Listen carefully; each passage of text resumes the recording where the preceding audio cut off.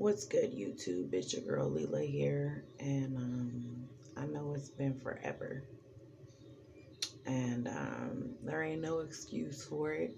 I mean, I was working a little bit at 7-Eleven, but then I got fired, and I should have updated you guys, but my emotions have been going crazy ever since the court date. I really thought that I was going to get a positive result.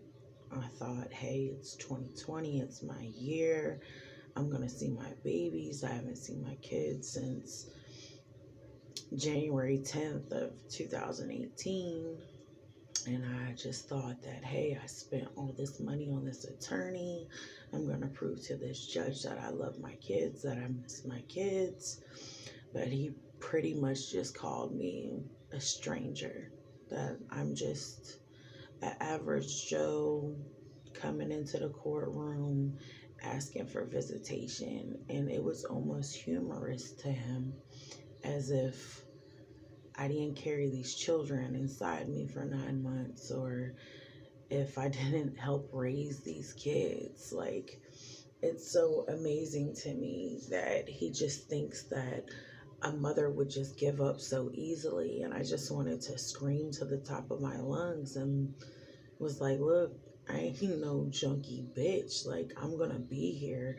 I care about what's going on with my kids. I want to be there. I want to support them and every milestone in their life, and I want to know how they're doing. And I mean, come on now. And then I get a phone call that, the lady that my children are with, the younger kids, is under investigation for child abuse. What would you do as a parent? What would you do legally? I know so many times, a lot of us like to say, well, this could never happen to me. I was just like you. This could never happen to me. My children can't get taken. Like, I'm doing the damn thing. I was working and going to school and singing the same old fucking tune to you guys. I was actually doing good in life, and they came in and took my kids. They can do it to anybody that ain't got somebody. If you poor, and if you ain't got no fucking parents, if you ain't got no aunt, no uncle, no grandparents, no mother, no father that can take your kids, they're gone. Don't matter what type of character you are. Doesn't matter if you go to school, if you go to work. It don't matter. It doesn't give a fuck. Because nobody in your family could take your kids. So the state is going to take them. And I like to scream to the top of my lungs again and say, well, my mama ain't had these fucking kids. My grandmother ain't had these kids. I had these kids. I lay down and had these babies. And I want to be the one to raise them. And what really bothers me is if my children are being abused while they're in foster care, they could have kept their asses at home for that. You want to be real, accidents happen every day, but yet a natural born mother can't have an accident? I like to sympathize with everybody's situation because I like to put myself in everybody else's shoes. Well, if your son jumping on the trampoline and he fall down and he break his arm, okay, it happens. I get it. Well, you know what happened with my son? Supposedly he was on a chair and he fell off a chair and he broke his arm at 5 years old. We ain't talking about a baby. We talking about a 5-year-old. That raises some concerns to me. But I'm just the mother that got her parental rights taken. I'm just some mom, right? I'm just legally now I'm a stranger. Legally, I have no children. Legally. See this name on my neck? That's Mikhail. I got names all over me. But these ain't my kids. These ain't my children.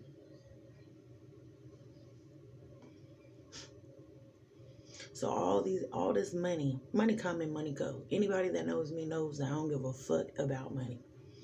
Because it come and go. So all this money that I'm spending on the kids for Christmases that I don't see them, birthdays I don't get to enjoy them, open up their presents. But you know what? Mommy provides. Why? Because I don't give a fuck about what that judge says. Because at the end of our life, at the end of my life, I expect to see all of my sons in that hospital room when it's my time to go. And as y'all, you hear me say hospital room. And the reason why I say that is because I want to be an old woman when I die.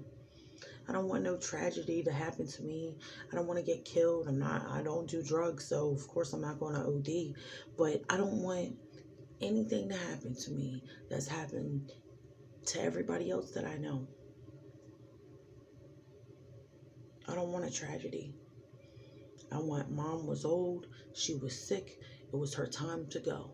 And when it is my time to go, I want the ones that I love, the men that I created, to be around me. And it's sad. It's so sad. It's sad because I think about everything that's going on in my child's life, my children's life, all 7 of them, and how I'm not there for them on a daily basis. And this quarantine, yeah, I probably would have been driving myself crazy, like, damn, these kids need to be in school too. But we'd be having fun. We'd be doing karaoke, we'd be doing painting, we'd be drawing, we'd be doing hand games, we'd be playing board games, we do whatever, because that's what the fuck families do. And my little ones are in respite. They're not even with their potential adopted mother. Why? I know when I was sick, I didn't have nobody for these kids to go to. No one at all. I had to tough it out, and I had to take care of my children, my family. I still had to get up and do dishes and do laundry and everything else and cook, change shitty diapers. But yet a foster parent, when they get sick or they want to go out of town or they just tired of the child, they can just say, hey, come get them. Parents can't do that. I couldn't get a break if my life depended on it. And instead of getting a break, I got all my children taken from me. It's bullshit. Sorry about the background. Juan's in a mood. We all have moods. We all go through ups and downs. And for motherfuckers out there that think that they can't have a mood or go through something, I would like to live in your reality. And that's the truth. So much is going on since I last talked to you guys. My baby father died. Sebastian's father died. And I believe I took that. I guess I took it as well as I could take it. I grew up with the kid. We messed around and had a baby together. A beautiful son. Just so many memories wrapped into that guy. For it all to be over now. Just to think that I never get to see him again. Sebastian never gets to meet him. And then I started getting mad at social services for taking those memories from my son. Because my children don't belong in foster care. They got put in care because of an accident. He came to one visitation after he got out of prison, and the lady let him hold Sebastian for maybe 5 minutes, and that was it. Oh, you gotta go, you gotta wrap it up. Oh, he looks like a killer, he got tattoos and all this other shit that won't for you to judge. His personal choices with his body, that was his image that he was trying to portray. But y'all judging him, y'all kicking him out of the visit. My son just met him. He was 5 years old. He just got 5 minutes with his dad. And that's it. I don't even know if Sebastian remembers that. So much was going on with my children, them being in foster care, and then, us showing up at visitation. Like, how is my son supposed to feel? How is he supposed to feel? Meet his dad for the first time for 5 minutes and y'all kicked him out. I wanted to go crazy. Like, I was crying so bad the other day. Like, I was so fucking mad. Like, this was my son's only time to meet his dad. And y'all couldn't give him a full hour. We didn't even have a full hour. Our full 50 minutes. You couldn't let him be in for a full 50 minutes.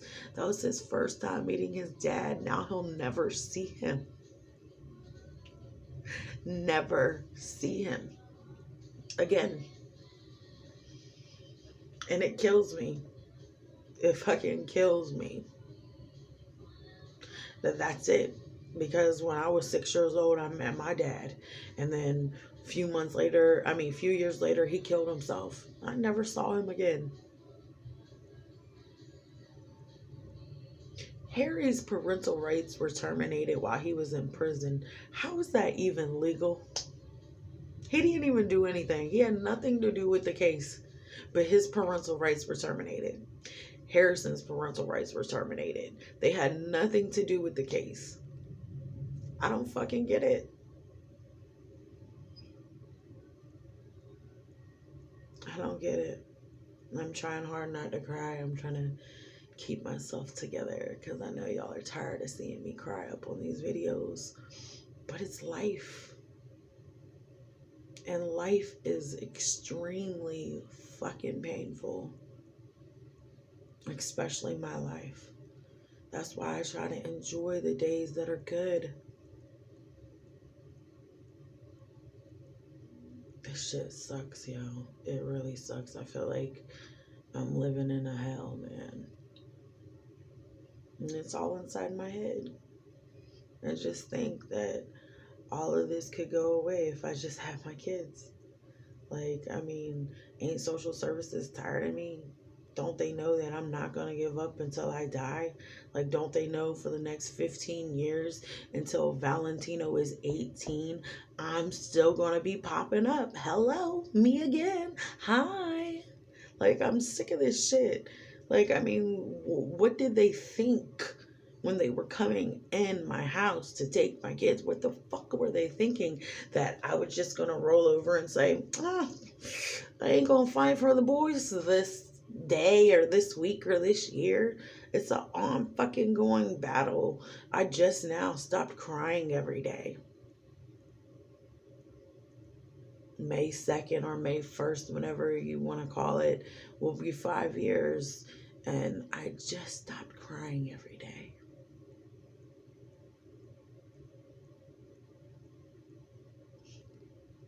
Just a simple thought that they're all gone and they're not dead and you can't have nothing to do with them. They're growing up and you don't know what someone is putting in their head. You don't know what the next person is telling them. My boy Xavier told me that social services told him that I just stopped fighting for him. I just stopped fighting for you? Back the fuck up. I will give my dying breath fighting for you guys. And I think every real parent will agree with me. They will give their all for their children. And I have, and I hate to say it, and I hate it when people tell me it's a terrible situation. Yeah, well, we can fix this situation. This is a fucking government issue, dude. You don't see the government in other countries going into families' houses and taking their kids. You don't. Not for real. Why the fuck is it happening here? Why is it happening to me?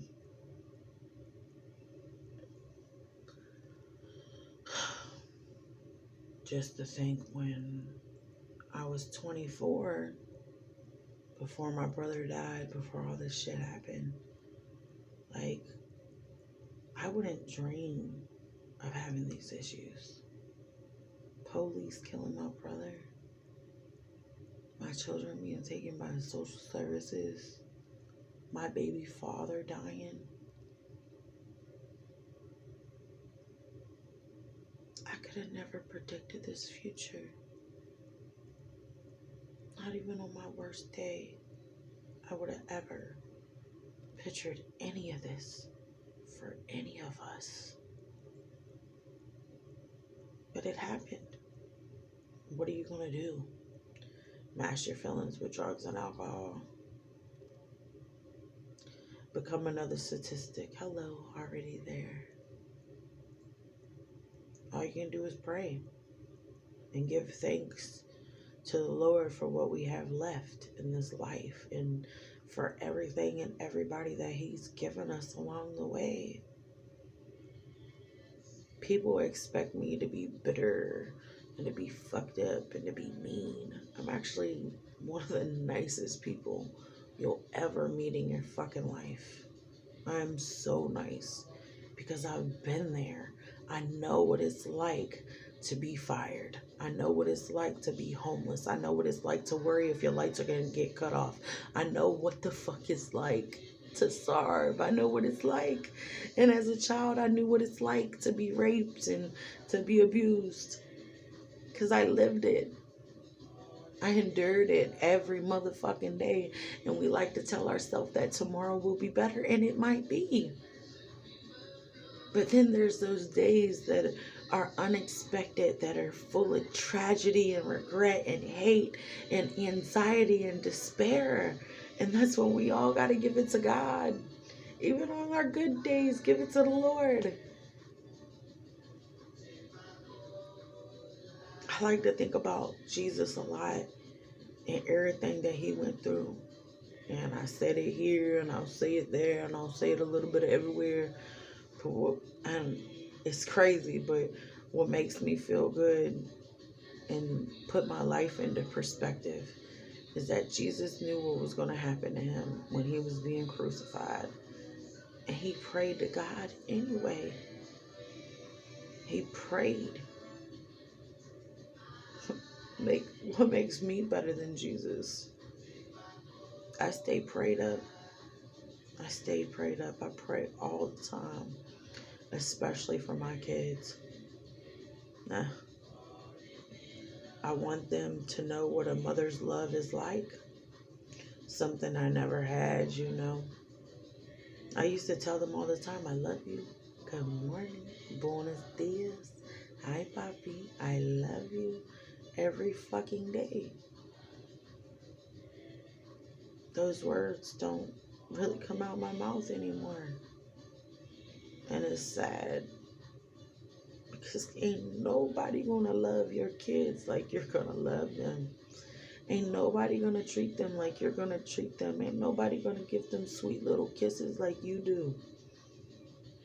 And it's sad to think that my child probably hasn't had a hug, a good, warm hug in 5 years when everything was normal before they knocked on my door and walked out with my life. Don't cry, bitch. Don't cry.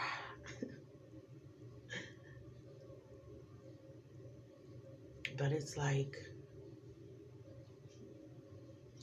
what can you do?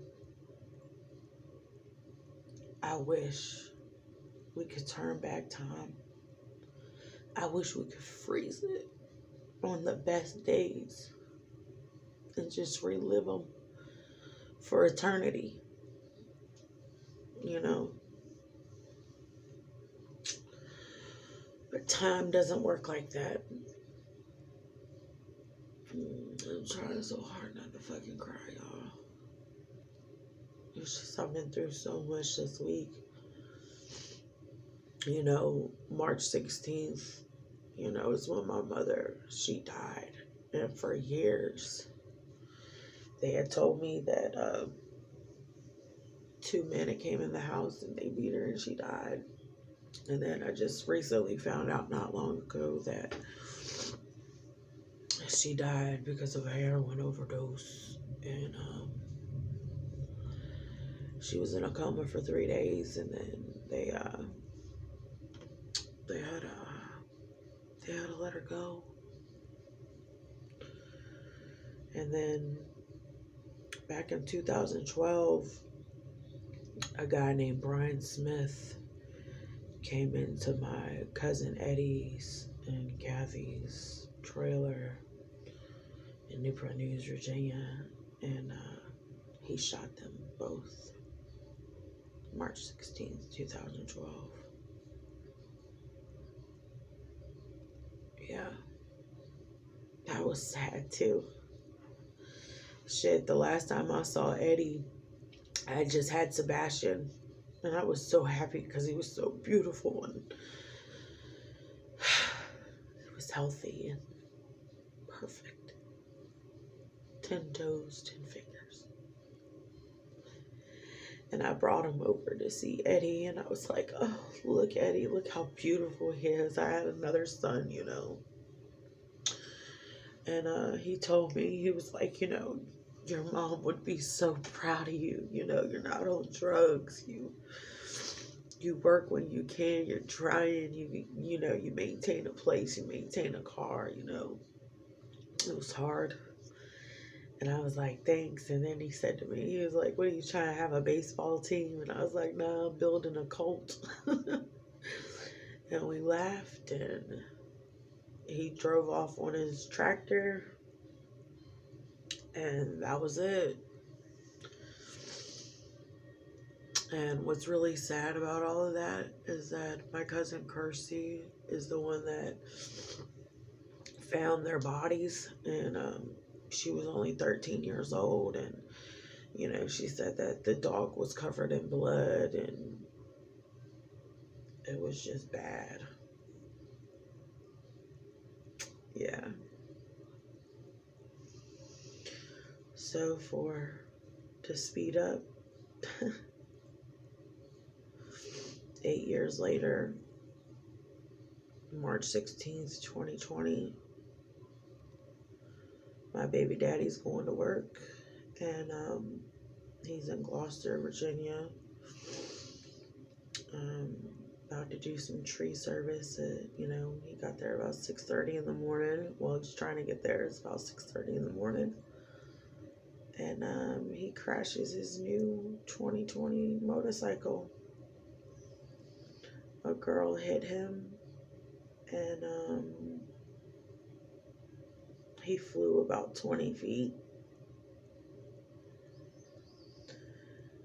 From what I understand, his helmet fell off, and he died on impact. Oh God, when I heard the news, I was in disbelief, but I think that it hurt me so much more because I had envisioned a future with him and my son, you know. Like I just knew that after we meet each other again, it would be perfect, you know. Like I just was thinking that they're probably gonna do mechanic stuff and, you know, work on cars or bikes or something.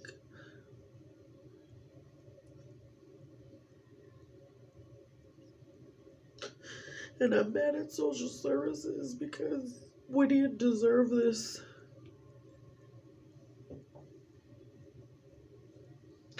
Now my son will never know who his father is, and it just makes me mad. It makes me so mad, but I gotta stay strong for, you know, my other children, because it's not that I just got one child. I have 7 children, and I gotta think about what is best for all of them, you know, even though nobody else seems to give a fuck about us. I gotta still be that parent. It's just all my it's just everything that I wish for, everything that I prayed would happen. Just, it would never happen. Ever. And I think that's what's really sad because I didn't have my dad growing up. And I just knew that things were going to be different for my kids because it's like, you're here for them. And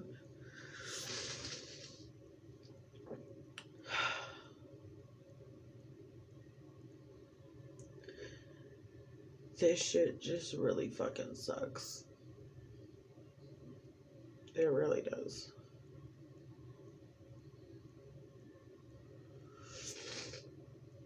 I'm mad at my foster sister. I might as well get that out there too.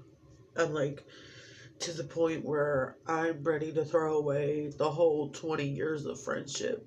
And I even told her that, and that's simply because she wasn't there when we were supposed to have Harry's ride, and that's because her friend's daughter had passed away. She had a seizure, and I guess she passed on, and I understand that her friend's daughter died first, but I'm your fucking sister. I'm your sister. You're supposed to be there for me. You're supposed to comfort me.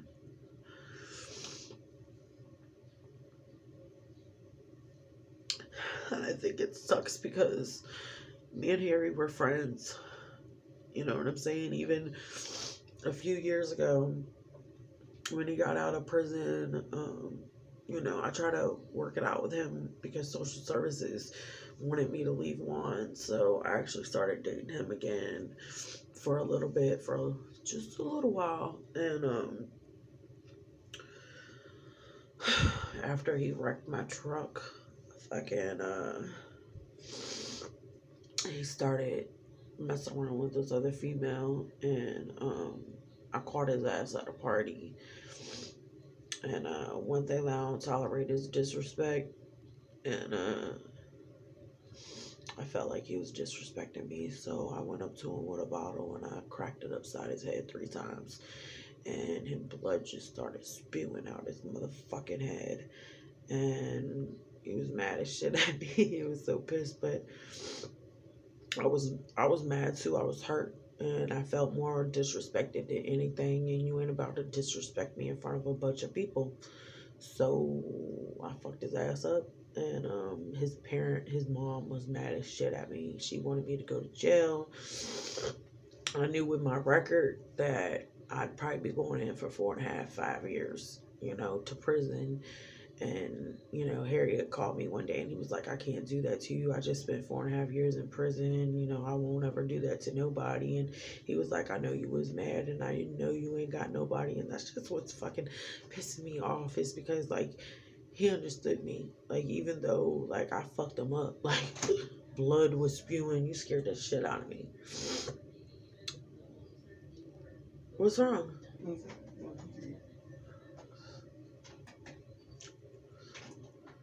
That's another motherfucking issue, but for another motherfucking day.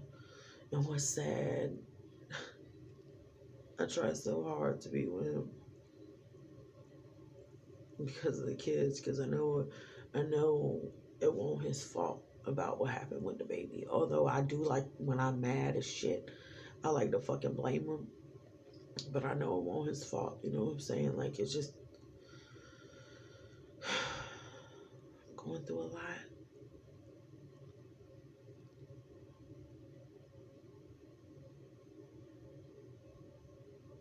I got too much on my mind.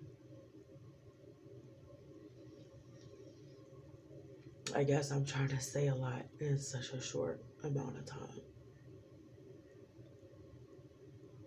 But all we got is time. Until we die. I wish I would have enjoyed those days with my kids, yo.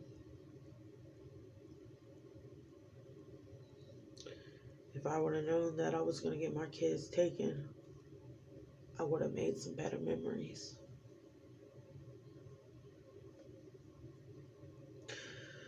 I think that's what we beat ourselves up over the most now, is what we would have done is how we could have changed what we should have said when we had the time.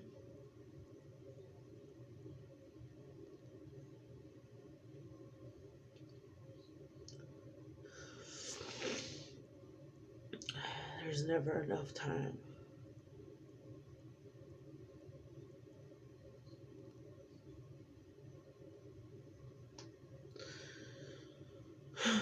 He done distracted me and fucked up my whole rhythm of talking.